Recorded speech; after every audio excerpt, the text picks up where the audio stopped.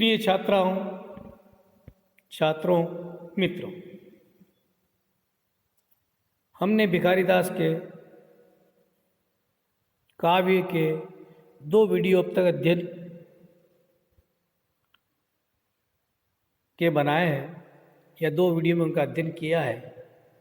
अब द्वितीय वर्ष कला हिंदी साहित्य के प्रथम प्रश्न पत्र में संकलित कवि भिखारीदास के अगले पदों का अध्ययन इस वीडियो में करेंगे।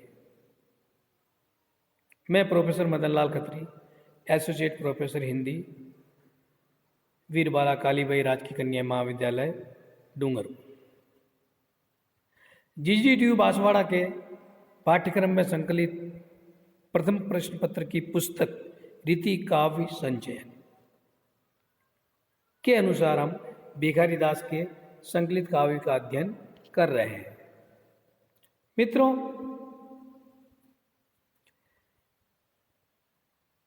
काव्य का अर्थ या काव्य की व्याख्या सबकी अपनी विचारधारा के अनुसार होती है। कभी कभी कुछ पद हमारे सामने जो आते हैं या तो उसमें मुद्रण दोष होता है और मूल पद का हमें जानकारी नहीं होने से हम मुद्रण दोष की वजह से कुछ अन्य ही अर्थ कर लेते हैं। इस पुस्तक में भी कहीं कहीं मुद्रण दोष है। कोशिश मेरी ये रही है कि संदर्भ पुस्तकों से ढूंढकर मुद्रण दोष रहित काव्य आपके सामने रखूं। जितना हो सका प्रयास मैंने किया है। करिवदन विमंडित, हाथी के मुख से सुशोभित। हम सब जानते हैं कि गणेश जी का मुख हाथी का है और ब्राह्मण ग्रंथों में इस कहानी का उल्लेख भी है और भारत में रहने वाले लगभग सभी लोग इससे परिचित हैं। भारत ही नहीं, दुनिया भर के जितने भी देश हैं उनके मिथकों में ऐसे प्राणी और मनुष्यों के मिले जुले शरीर वाले कई देव देवी हैं।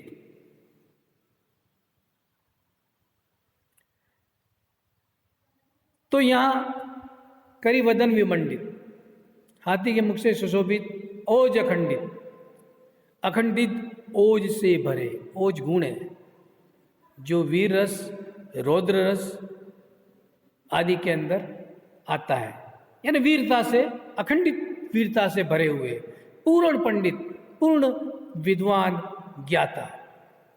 पंडित का मतलब ब्राह्मण नहीं होता, पंडित का मतलब होता है ज्ञान जिसे प्राप्त हो गया है।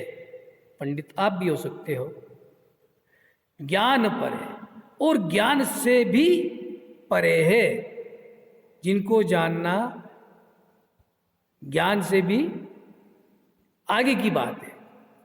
तो इसके लिए शब्द है, कोई चीज परे हो, कालातीत, ज्ञानातीत, आशातीत, ऐसे शब्द हैं। अतीत का मतलब परे होता है, भूतकाल भी होता है, पर यहाँ परे, आगे की चीज। परे का मतलब उससे भी आगे, जो सीमा है सरहद उससे बाहर। गिरिनंद निकंदन, गिरिनंद का नाश करने वाले। असुर निखंडन, असुरों का विनाश करने वाले। सुर उर चंदन कीर्ति करें, देवताओं के हृदय के चंदन के समान कीर्ति करें और यश प्रदान करने वाले। कीर्ति, यश को कहते हैं कीर्ति प्रदान करने वाले। यानी देवताओं की जो भी कीर्ति है उसका आधार श्री गणेश ही है और उनके हृदय में चंदन के समान सुवासित है, सुशोभित है। भूषण मृग लक्षण, मृग लक्षण, मृग के जो लक्षण होते हैं उनके आभूषण हैं। मृग लक्षण एक शरीर पर एक आकार होता है जिसे कहा गया है और ये उसकी शरीर की विशेषता बताता है। अक्सर हर वीरों में, महापुरुषों में मृग लक्षण की कवि समय के हिसाब से बात की जाती है।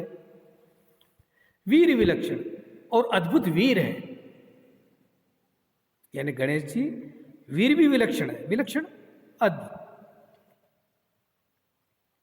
जन प्राण रक्षण पास धरे, और लोगों के प्राणों की रक्षा के लिए पास रूपी शस्त्र धारण कर रखा है। पाश भी एक शस्त्र है, जैसे खंड, तलवार, त्रिशूल, चक्र, गदा होते हैं, वैसे पास भी होता है। पास का काम होता है सामने वाले को बांध लेना। ये भी एक तरह का उस वक्त आयुध था ब्राह्मण ग्रंथों में। जय जय गणनायक खलगण धावक। गणनायक शिव के गणों के नायक के अधिपति हैं, इसलिए इन्हें गणनायक कहा जाता है। हे गणनायक, तुम्हारी जय जयकार हो। खलगण धावक, तुम्हें देखकर दुष्ट भाग जाते हैं। दास सहायक, आप भिखारी दास के सहाय करता हो और विघ्न हरे, और विघ्नों को दूर करने वाले हो। तो भिखारी दास ने यहाँ किसी एक ही देवता की स्तुति या उनकी भक्ति नहीं की है, विभिन्न देवी देवताओं की भक्ति ये करते रह रहे हैं ना। वैसे विभिन्न देवताओं के प्रशंसा के हमने कई पद पढ़ लिए हैं। अगला पद है, यहाँ भक्त एक सीमा पर आकर भगवान से बहस करने लगता है।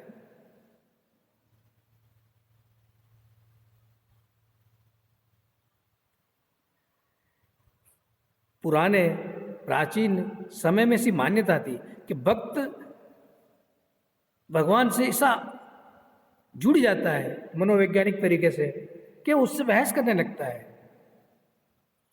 ये बहस हमें सूरदास में, तुलसीदास के विनय पत्रिका आदि में सब में मिलती है।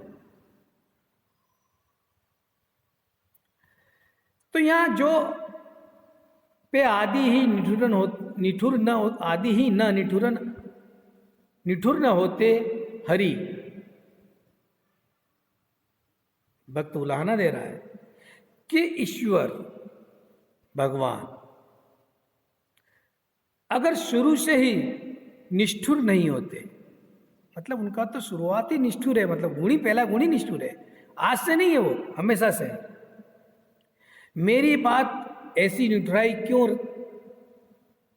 गहते तो जब मेरा नंबर आया, जब मेरा उद्धार करने का, मेरा भला करने का नंबर आया, तो आज ऐसे निष्ठुर क्यों हो गए? इसका मतलब तुम पहले से ही निष्ठुर हो। ऐसे साहब जो दीन के दयाल होते, ऐसे आप प्रभु, साहब का अर्थ हमने यहाँ प्रभु लिया, मालिक, सेठ सब होता है, या प्रभु लेते हैं। ऐसे प्रभु आप अगर वंचितों के, दीनों के, गरीबों के ऊपर दया करने वाले होते, हम ऐसे दीन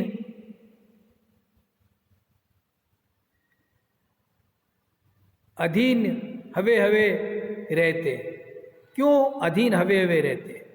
वे हवे रहते तो हम ऐसे लाचार, गरीब और दूसरों के अधीन होकर क्यों रहते?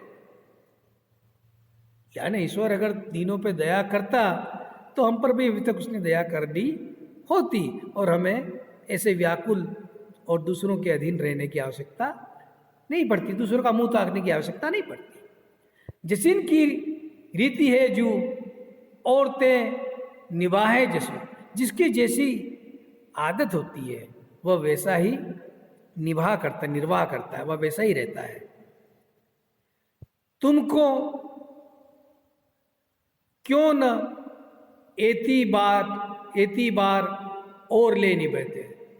तुम कौन? तो तुम क्यों इस बार, एती बार, इस बार यानी मेरे ऊपर दया कृपा करने के समय और ले निभाते, दूसरी तरह की दूसरे तरह का व्यवहार करें, और ले निभाते दूसरे तरह का व्यवहार मेरे साथ क्यों कर रहे हो? भाई जिसका काम भला करना है, दया करना है, कृपा करना है, उसको वो करनी चाहिए। आज मेरी बारी आई, मेरा भला करना, मुझ पर दया करने की बारी आई, तो तुम अपनी आदत भूल गए। इसका मतलब हुआ और ले निभाते। अब आगे कवि, भक्त कवि अपनी इस उलाहना को और बढ़ाते हुए कहता है कि मैं समझता हूं, मेरी जान, मैं समझता हूं करुणामय, दया सिंधु, दीन दयाल या दीनानाथ, दीन बंधु, संसार के लोग आपको इन नामों से झूठ मूठ ही बुलाते हैं, यानी आप ऐसे हो नहीं हो। संसार के लोग झूठे ही आपको दया, करुणामय, दया सिंधु, दीनानाथ, दीन बंधु कहते हैं। अगला पद, दारिद्र बिदारिजे की प्रभु को तलाश दो। ईश्वर का काम है लोगों के दारिद्र्य और लाचारी, गरीबी, अभावों को दूर करना। दारिद्र का मतलब गरीबी होती है, और ये अभावपूर्ण जीवन, कष्टमय जीवन।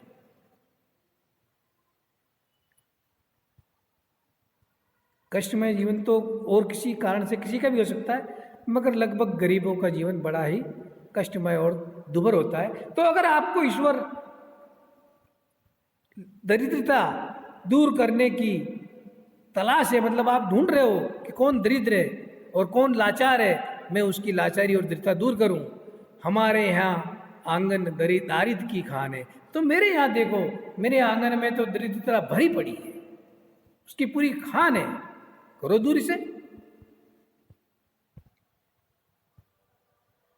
अगर आपको दरिद्रता दूर करनी है तो यहाँ तो पूरा दरिद्रता का भंडार पड़ा है, खान है मेरे घर में, इसे दूर करो। अग की सिकरी जो है नजर तिहारी, तो अगर अग पाप को कहते हैं, पापों के बंधन से बंधा हुआ कोई व्यक्ति तुम्हें नहीं दिखाई देता। जो है न नजर तिहारी, तो पापों से बंधा हुआ, पापों के बंधन में बंधा हुआ है ना पापी, पापी व्यक्ति तुम्हें कहीं भी कोई दिखाई नहीं देता। तो तन मन पूरन अगन राखे ठाने हो, तो मैंने पूरे तन मन से, तन मन में पाप भर रखे, यानी पूरी तरह से मैं तन मन से पूर्ण पापी हूं, मेरे पापों को दूर करो। दास की संपत्ति जो साहब के काम हुआ है, भिखारी दास कह रहा है कि भिखारी दास कहता है कि मेरी ये संपत्ति है, संपत्ति भी कौन सी, पापों की और दरिद्रता की, क्योंकि प्रभु को तो इनकी तलाश है और प्रभु इन्हें दूर करना चाहते हैं, इसीलिए इस संपत्ति का है। जो मेरी ये दरिद्रता और पापों की संपत्ति आपके काम आए, रीति हरकित पूरो भाग अनुमान है, मैं हंसते हुए प्रसन्न होते हुए सारा का सारा आपको देता हूं। यूं नहीं कि आधा, सारा का सारा आपको दिया। क्या दिया? दारिद्र्य और अग, पाप, पूरा पूरा भाग मैंने आपको दे दिया है। अपनी विपत्ति को हाजिर होकर मैं अपने दुखों को, अपनी विपत्ति को, अपने कष्टों को आपके सामने रखता हूं। लखी रावरे की विपत्ति बिदारिन की बान है, ये सुनकर कि आपकी विपत्तियों को नष्ट करने की, बिदारी जी ऊपर भी सुनता, वहां भी नष्ट कहा है, बिदारिन का मतलब भी नष्ट कहा, विपत्ति नष्ट करने की आदत है, इसलिए मैंने सारे जो सारे भी विपत्ति थी आपके सामने प्रस्तुत कर ली।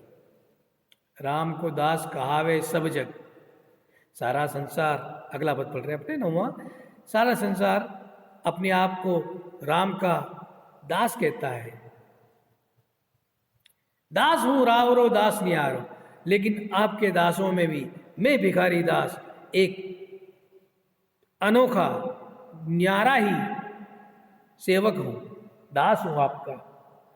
बाहरी कैसे अनोखा हूं, कैसे न्यारा हूं लोगों से, बाहरी भरोसो ही सब ऊपर हुए, मेरा सबसे ऊपर मेरे हृदय में अत्यंत विश्वास है कि सबसे ऊपर हुए हैं मनोरथ सिद्ध हमारो, सबसे पहले मेरी कामना पूरी होगी, मेरे हृदय में पूर्ण विश्वास है। बाहरी भरोसों को अपने पूर्ण विश्वास ले लेते हैं। पूर्ण विश्वास है कि सबसे पहले मेरी मनोकामना सिद्ध होगी।